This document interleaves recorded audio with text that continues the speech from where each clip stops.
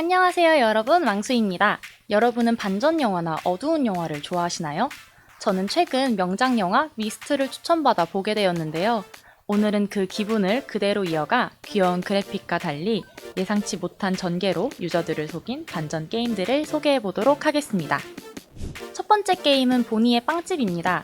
귀엽고 아기자기한 타이쿤 게임처럼 보이지만 실상은 타이쿤 게임의 탈을 쓴 호러 게임입니다. 시작은 주인공 보니가 여느 타이쿤 게임과 마찬가지로 레시피에 따라 빵을 만들고 서빙을 하는 것부터 시작되는데요. 하루의 장사를 마무리하며 신선한 재료를 관리하겠다는 보니의 말과 함께 게임은 1인칭 시점으로 바뀌고 분위기 또한 급속도로 어두워집니다. 플레이어인 줄 알았던 보니는 사실 마을의 주민을 납치해 빵의 신선한 재료로 사용하는 사이코패스였고 지하실에 갇혀있던 재료인 마을 주민이 되어 플레이를 하게 됩니다. 탈출을 하기 위해서는 지하실에서 비밀번호의 힌트가 담긴 쪽지를 찾아야 하는데요. 주인공인 줄 알았던 보니의 타이쿤 파트의 점수와 재료가 될 예정이었던 주인공의 탈출 여부에 따라 엔딩이 나누어지는데 무려 히든 엔딩까지 6종의 낭낭한 엔딩을 만나볼 수 있습니다.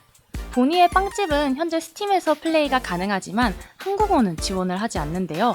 영어를 잘하지 않아도 충분히 즐길 수 있다는 후기도 있기 때문에 가벼운 느낌의 탈출 호러 게임을 좋아하시는 분들에게 추천드립니다. 다음 게임은 발베니의 생일 파티입니다. 귀여운 그림체와 파스텔 톤의 색감이 어우러져 굉장히 아기자기한 첫인상과 다르게 잔인한 묘사가 가득한 게임인데요. 기괴한 장면을 보기 어려우신 경우 하단의 타임라인으로 가시면 좋을 것 같습니다. 발베니를 잠에서 깨우며 생일을 축하해주는 미스터 토끼의 인사말로 게임은 시작됩니다. 신난 발베니가 서둘러 방 밖을 빠져나가는 순간부터 분위기가 반전되는데요. 복도를 지나 다른 방에 들어간 발베니는 눈앞에 기괴한 고기를 한 입 맛보고는 고기가 친구인 타임 발렌인 것을 알아차리고 그녀를 살리기 위한 재료를 찾아 나섭니다.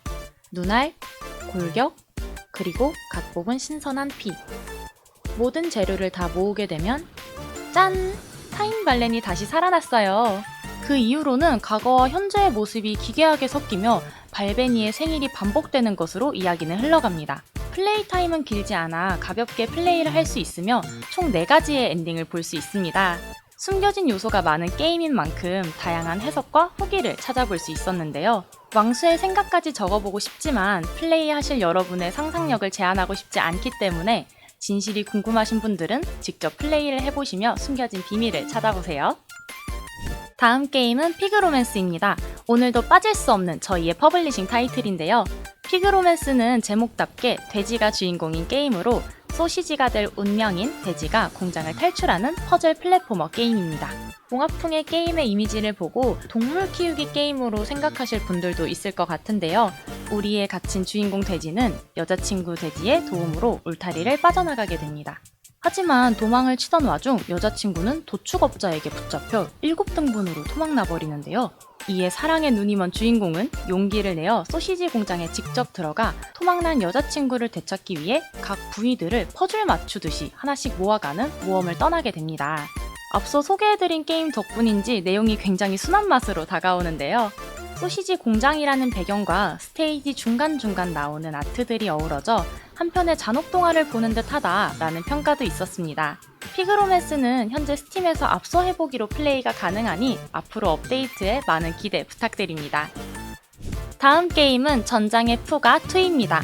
개인적으로 오늘 게임 중에 왕수의 멘탈을 가장 흔들어버린 게임인데요.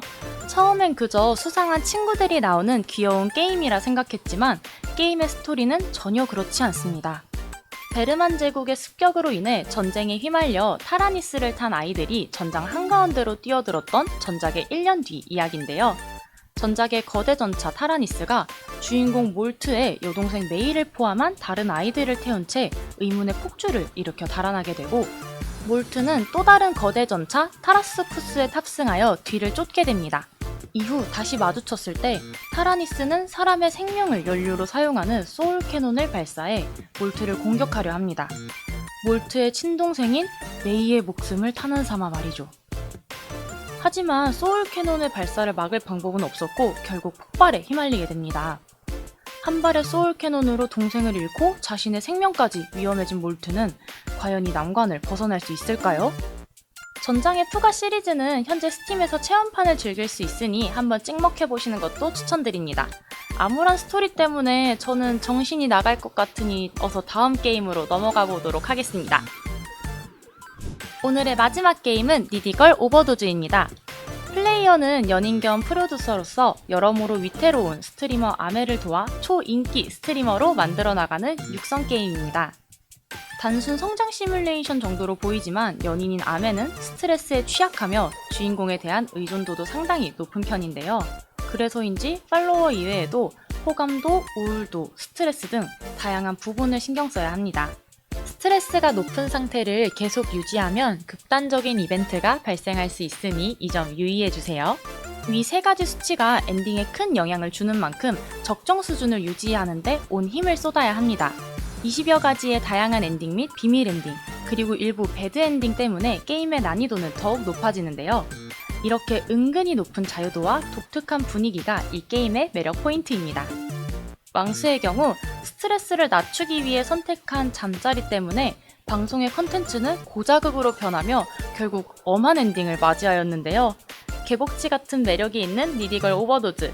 여러분들은 아메를 어떠한 방향으로 인도하게 될지 정말 궁금하지 않나요?